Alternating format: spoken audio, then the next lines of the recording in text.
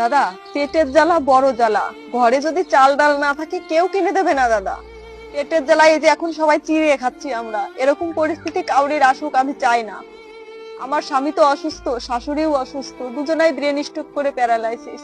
দাদা, আপনাদের কাছে রোজ আসি, জোর হাত করে বলি দাদা আপনারা আমাদের ভিডিওগুলো একটু দেখবেন, হয়তো দুবেলা দুমুঠো খেতে পারবো, খেয়ে বাঁচবো আমি।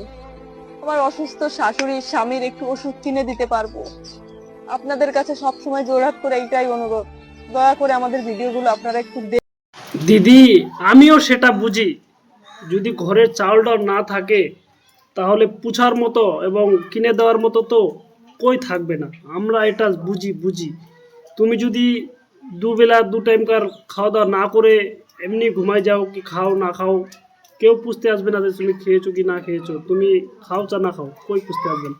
সেই জন্য বলতেছি দিদি, যে যার পয়সা আছে তার সব কিছু আছে, যার নাই নাই কিছু নেই।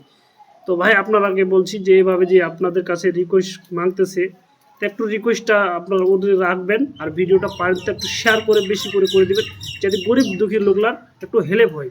এই যে গরিব লোক ভাই, একটু যদি আমরা হেল্প করি তো আমার একটা মনে একটু ভালো একটা হবে, বুঝা পারছেন না? যে একটু গরিব লোকের হেল্প করা আমার স্বভাব।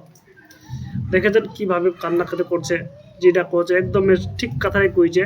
দিদি তোর কথাটা একদমই ঠিক, গোটের কথাটাই রাইট, বুঝা পানুমি।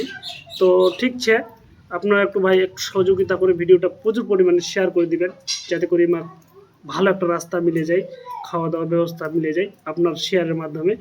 তো একটু হেল্প করবেন ভাই, হিংসা করবেন নি, যে শেয়ার করে দিব তাই আমার কিছু মানে হেল্প হয়ে যাবে, সাপোর্ট হয়ে যাবে, কিছু খাবার মিলবে, এলা হিংসা করবেন নি ভাই। ভিডিওটা চোখলার মধ্যে শেয়ার করে দিবেন।